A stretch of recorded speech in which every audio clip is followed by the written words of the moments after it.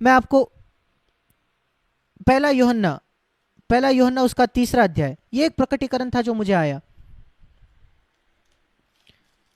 अगर मसीह के साथ और परमेश्वर के साथ इस प्रेम के संबंध में आप नहीं आए तो शैतान पर विजय पाने की कोशिश भी ना करें।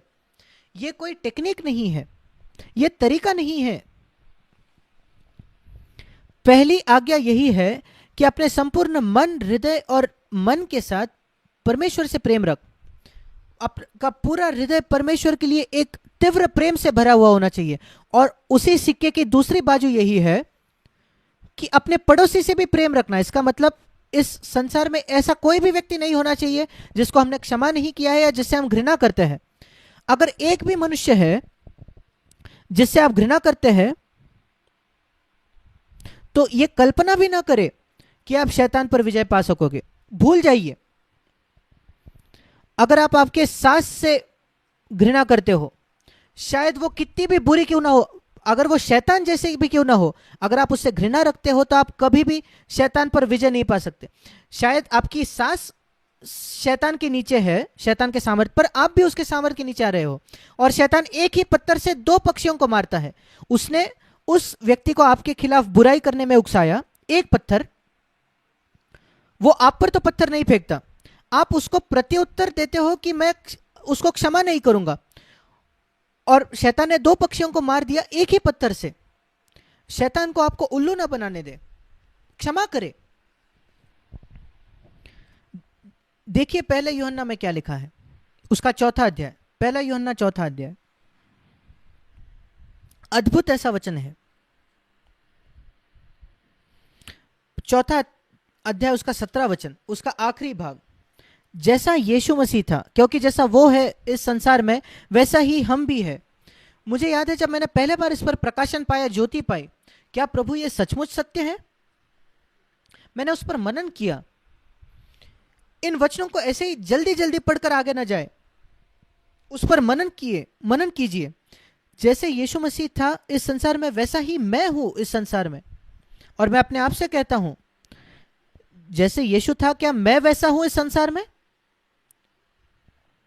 क्या इस संसार में आज मैं उस प्रकार हूं जैसे यीशु मसीह था? अगर मैं परमेश्वर का भय रखता हूं और मैं उस पर समर्पित हूं और वो मेरे जीवन का प्रभु है, एक शुद्ध विवेक मैंने रखा है, सारे जानने वाले पापों से मैं मुक्त हूं, तो फिर जैसा यीशु है वैसा ही मैं इस संसार में हूं। और इस प्रकार मुझे वो प्रकाशन प्राप्त हुआ।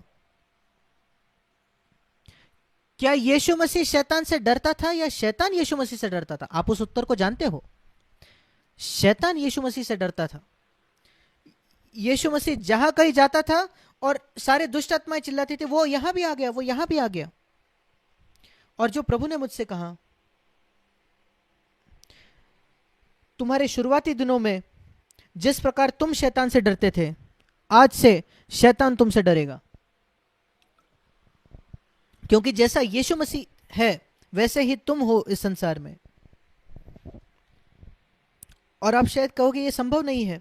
हाँ ठीक है, ये आपके लिए संभव नहीं होगा क्योंकि आप विश्वास नहीं रखते हो। मेरे लिए संभव है क्योंकि मैं इस पर विश्वास रखता हूं। आपके विश्वास के हिसाब से ही वो पूरा हो। आप ये परमेश्वर के वचन में किसी भी बात को अनुभव नहीं करते क्योंकि अगर आप उसमें विश्वास न रखें, अगर आप विश्वास नहीं करते यीशु मसीह ने आपके पापों के लिए मृत्यु नहीं उठाई, तो आपके पाप माफ भी नहीं होंगे। यीशु मसीह ने क्रूस पर शैतान को हटाया, पर अगर आप विश्वास नहीं रखोगे तो शैतान आप पर सामर्थ रखेगा। यहां लिखा है कि जैसा यीशु था वैसे हम हैं। अगर आप विश्वास नहीं रखोगे तो यह सच नहीं होगा, पर मैंने इस पर विश्वास रखा और इसने मुझे परमेश्वर शैतान के भय से छुटकारा दे दिया। और कितने लोग शैतान से डरते हैं, वो मुझ पर आक्रमण करेगा, मेरी पत्नी पर। क्या आप विश्वासी हो या क्या हो? इन सारे वचनों में जो लिखा है, क्या आप उस पर विश्वास रखते हो?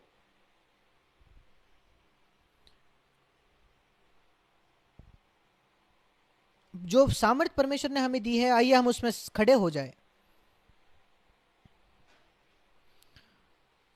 कुछ और चेतावनी मैं देना चाहता हूं जो परमेश्वर के वचन में पाई जाती है। 2 कुरिन्थी उसका 2 अध्याय, पौलुस यहां कहता है 11वें वचन में,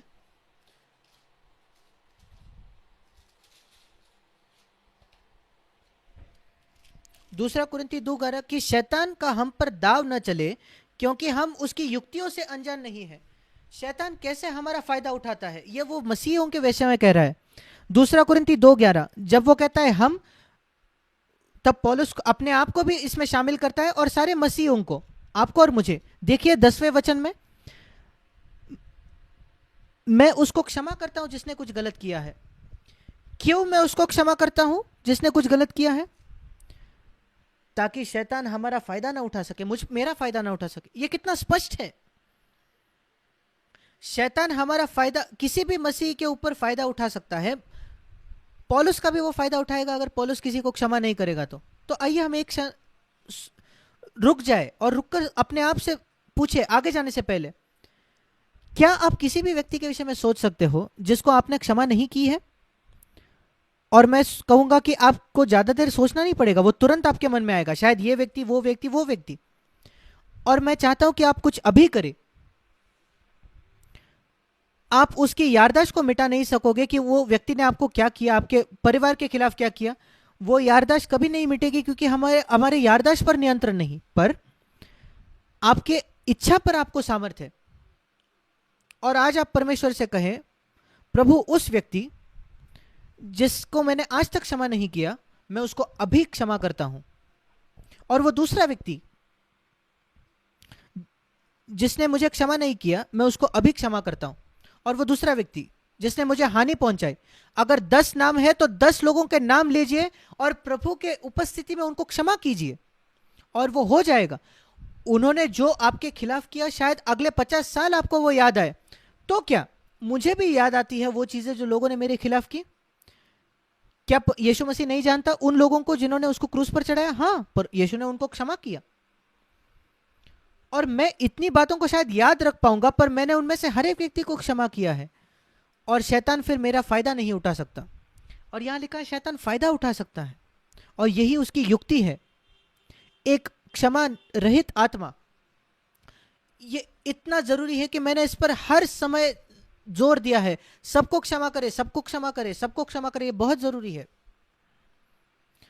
एक और बात जो मैं बताना चाहता हूं, इफिसियों की पत्री उसका 4था अध्याय, फिर एक बार शैतान के विषय में लिखा है कि वो कैसे हमारा फायदा उठाता है। इफिसियों की पत्री उसका 4था अध्याय 27 वचन, शैतान को अवसर न दो। आप शैतान को कैसे अवसर देते हो, उसकी पृष्ठभूमि देखिए। उसका पहला वचन 26 वचन, जब तुम क्रोध करो पाप मत करो, सूर्य अस्त होने तक तुम्हारा क्रोध न रहे। एक क्रोध है जिसमें पाप नहीं है, और एक ऐसा क्रोध है जिसमें पाप है। उनमें हम फर्क कैसे करें? क्योंकि अगर एक पाप की रीति में मैं गुस्सा करता हूं तो फिर शैतान मेरा फायदा उठाएगा, वो अवसर पाएगा। क्या आप जानते हो, इतने लोग हैं, इतने मसीहे हैं जिन पर शैतान सामर्थ्य प्राप्त कर लेता है, क्योंकि वे क्रोधित होते हैं एक गलत तरीके से।